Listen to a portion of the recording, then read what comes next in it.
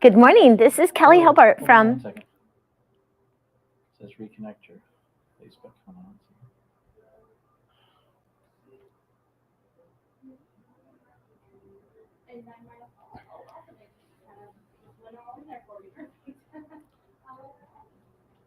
It says lost connection with Facebook.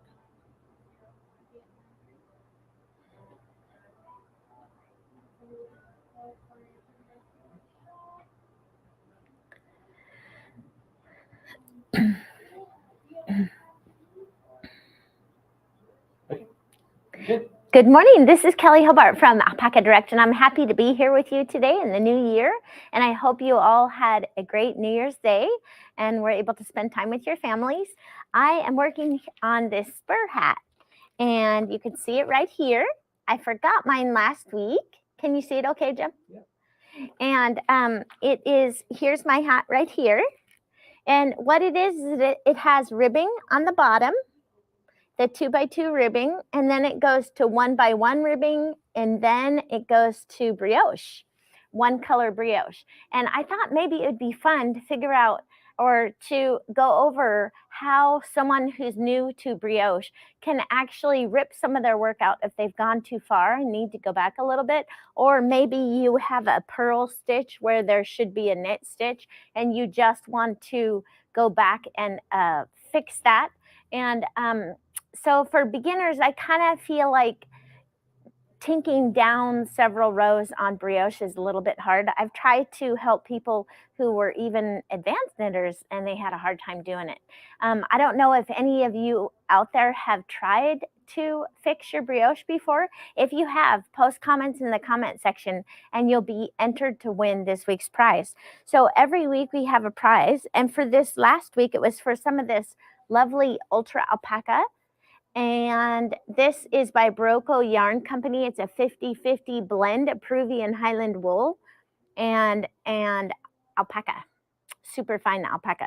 It's a great workhorse yarn. It's a worsted weight yarn. What color was the winning color for this one? It was the denim. Ah, you guys like denim. So that'll be the color that we'll be sending out to the person who wins for today. But if you wanted to be entered for next week as well, you post comments in the comment section. And I thought maybe we could offer a couple balls of either this golden harvest color or red. So gold or red for this next week. And you guys choose and we can send that out.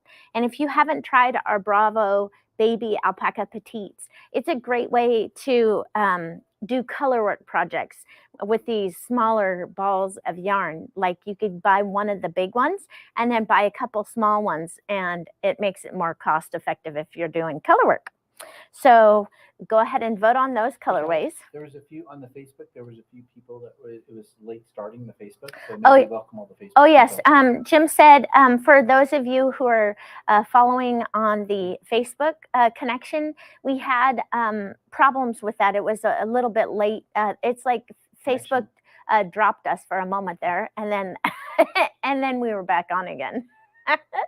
So anyways, but yes, I'm working on this the spur hat, and I thought it's a lovely hat. It's a new design at the top. It has, I don't know, it's not the traditional hat top. So I'm having fun making mine, but I thought let's just take a moment and learn how we might be able to rip back several rounds and not affect our work. And I'm just going to show you how I just take all of my work off the needles and then go back down, and how I keep track where the beginning of the round is so that I can actually get that stitch marker back on there and make sure that I'm knitting my brioche properly.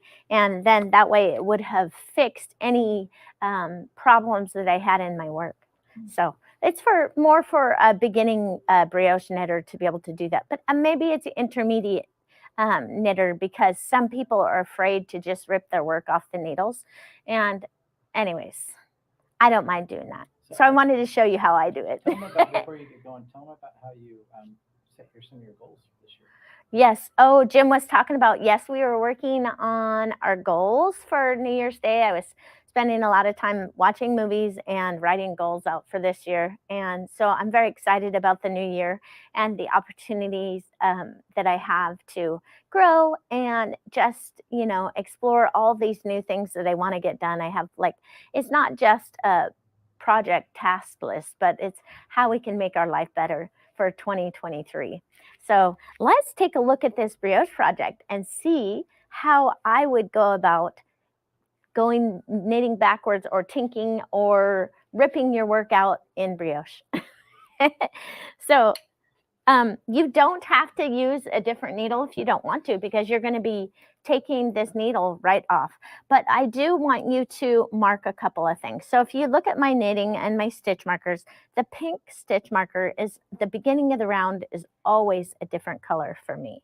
So what I want to mark, say that I want to go down to where the stitch marker is, I will make sure that I mark that stitch so that I know what is the first stitch for my new round when I'm doing brioche. Another thing you might want to look at is as you're working, you see here that I have my wraps are going over the knit stitches.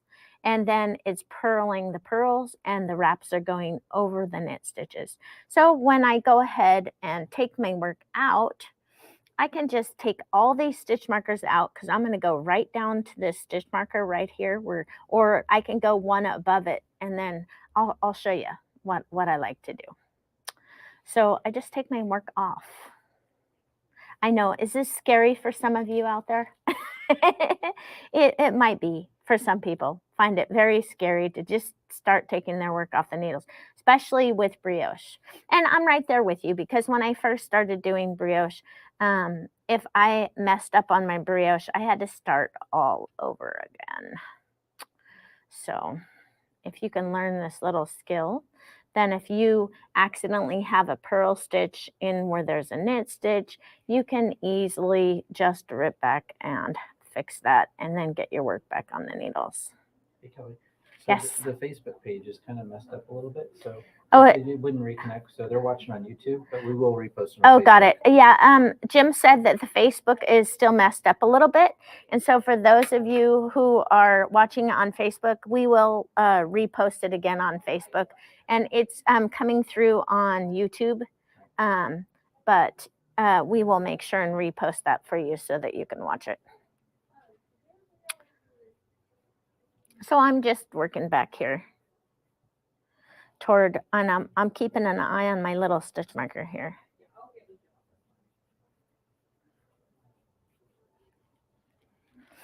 And you can kind of look at your knitting and see like this one is that knit stitch was knit, so the wrap would be over the purl stitch on that one. Do you see what I'm talking about? There's like a knit two together on the knit stitch, and then you see the wrap going straight over the top of the purl stitch. So I'm just going to keep going back. And when I get to... She's saying it's a little bit difficult to see with the black stitches. Yeah, it is a little bit difficult to see. But if you see back here, let me point it out with the spare needle. Right here, this is one strand and that's another strand. It was like that was the wrap and the knit stitch that were wrapped. And so that if I was putting this back on the needle, for instance, I would be grabbing the purl stitch. Now remember, when you go to put a stitch back on your needles, you always want to put the right hand leg in front so that your stitch is mounted correctly on the needle. So here I am with the knit stitch, and then it goes over that purl, and then on here, if you have to hold that, you can just do that. Just a little slow so they can see it. Yeah.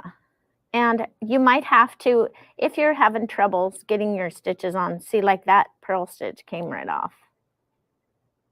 What you can do is you can mount the stitches on and then pick up the wraps after. Do you see how that is kind of wanting to come off there?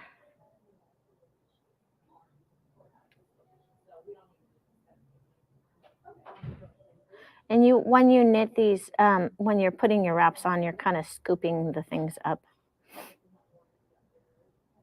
I would say that probably the easiest thing to do when you're going to pick these back up is to pinch it with your index finger and your thumb. See how I'm kind of pinching the stitches? And then you just swing around back to pick up those purl. And then swing around back and then pick up that purl stitch and the wrap. And then you have your knit and swing around back and pick up the purl. And swing and pick it up and swing. And now I have my working yarn, so I'm actually was just picking up working yarn. That is not going to be useful for you. See, watch. Here's my needle. I'm going to swing around and pick up that stitch and grab the wrap. Swing, pick it up, get the next one. Swing around, pick it up, get the next one. Swing around, pick it up, get the next one. Swing.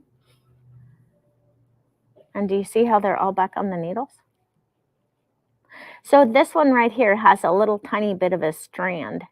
So if that happens to you and you want to fix it right then and there, just go back to where that is and pick up the whole strand and then continue swinging it again. You're going to swing to the back to pick up the wrap, okay? Swing around to the back, pick up the wrap. The next stitch is just a regular stitch. And you'll really want to hold your stitches, because if they start laddering down, it's going to make it harder for you. And if you do have a pattern where they have a rest row, meaning sometimes they have a couple garter stitch rows in between the brioche or what have you, go to the garter stitch rows, and then it'll be faster for you just to re-knit than to try and pick this up. That's what I would do anyways. Don't you think it's a good idea, Jim? Yeah.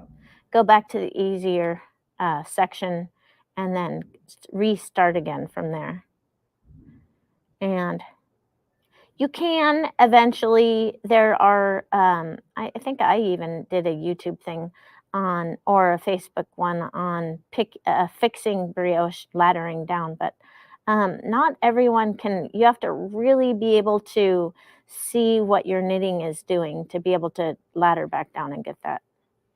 So here it is. Do you see how it's picked back up again?